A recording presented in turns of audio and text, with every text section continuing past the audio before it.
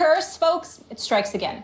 The game's current cover boy, Rob Gronkowski, is not expected to play again this season due to a herniated disc in his back, according to joint statements by the Patriots and his family. Gronk will have surgery today. The news is not good for Patriots fans, as the star tight end is Tom Brady's favorite pass catcher. Brady has thrown nearly twice as many TDs to Gronk than any other receiver he's ever played with. Max. Yep. Without Gronk. Yep. Are the Patriots getting out of the AFC? Nope. No, it's that simple. This has been the history of the Patriots. When, at least in the last 8 or 10 years, when you give Tom Brady an elite offensive weapon to work with, a pass catcher, like Randy Moss, he sets records and sets the league on fire. Giants still beat him in the Super Bowl. But the point is, he goes, well, I mean, that's what happened. But the point is, he set records, and they were in the conversation going into that game. In fact, had they won that game, by acclamation, they would have been called the greatest team in the history of American team sports, at least in the NFL. And that's the kind of stuff he's capable of when you give him a Randy Moss at the top. Same thing with Gronkowski. When Gronk has been himself, Brady has been a just next-level beast. And in fact, when Gronk is just even compromised, like the second time the Giants beat him in the Super Bowl, let's not forget that was a jump ball in the end zone. I got the distinct impression, had Gronk been healthy, the Patriots maybe win that Super Bowl, right?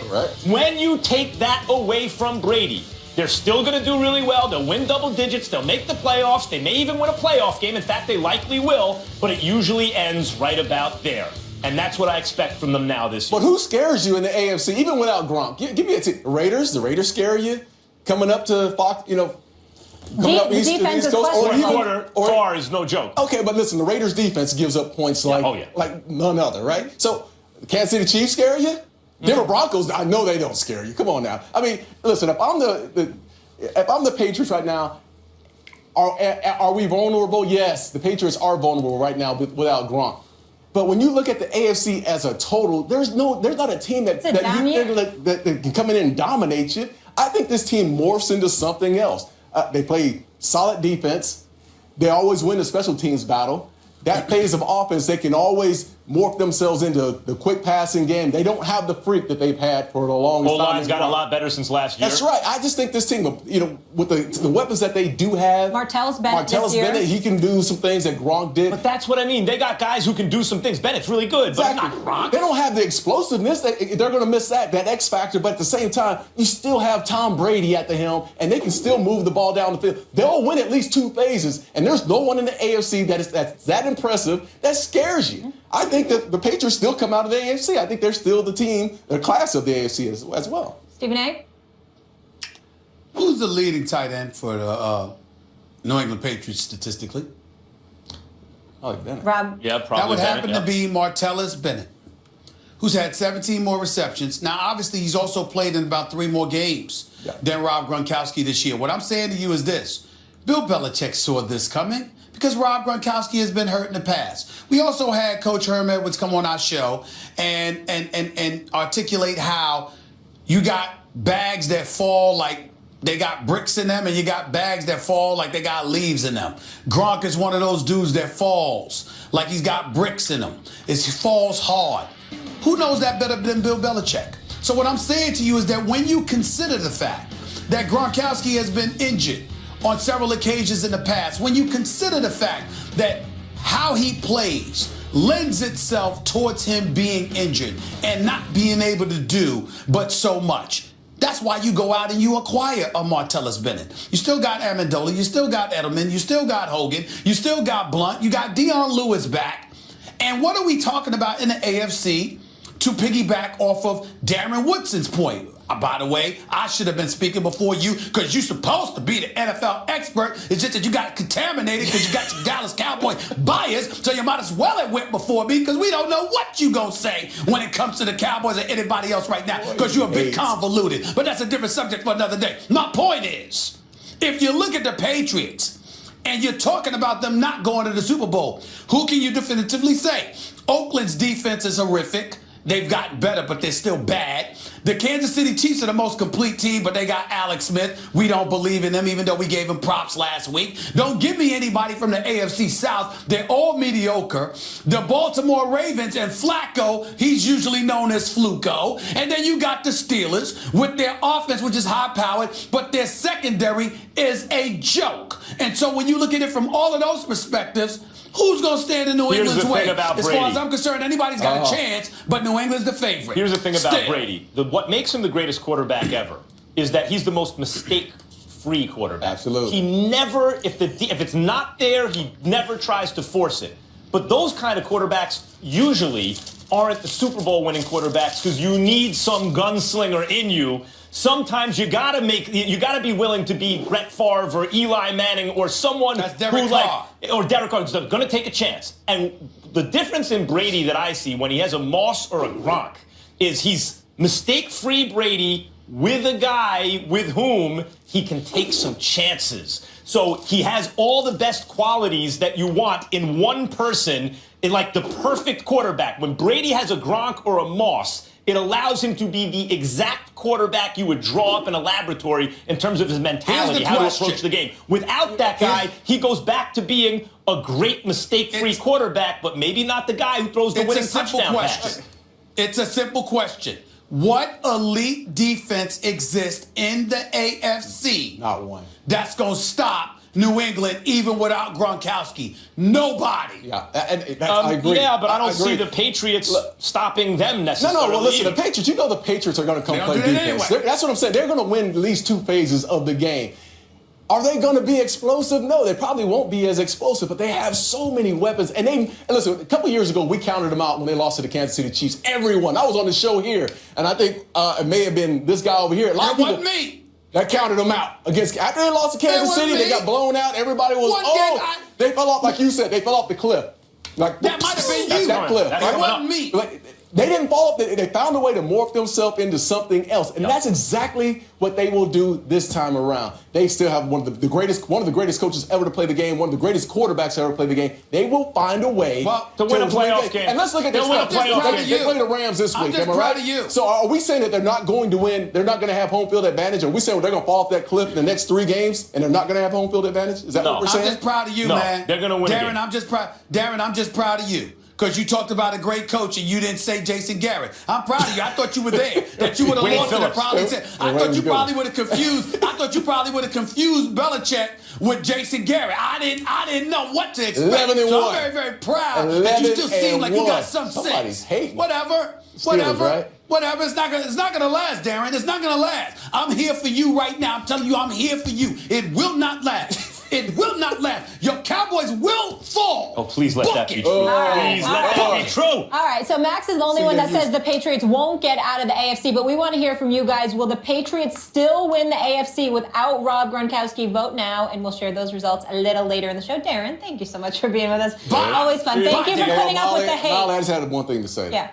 How about them Cowboys? How about them? After the break. On Sunday, 2 Super Bowl winning quarterbacks, both drafted in the first round in 2004, Eli Manning and Ben Roethlisberger, go head-to-head in the Steel City on Sunday. The Giants are off to their best start since 2008 at 8-3, second in the NFC East behind Dallas. As for those Steelers, after a 4-1 start, Pittsburgh is 2-4 in their last 6 games and currently out of the playoffs. But they are still tied for first in their division with the Ravens at 6-5.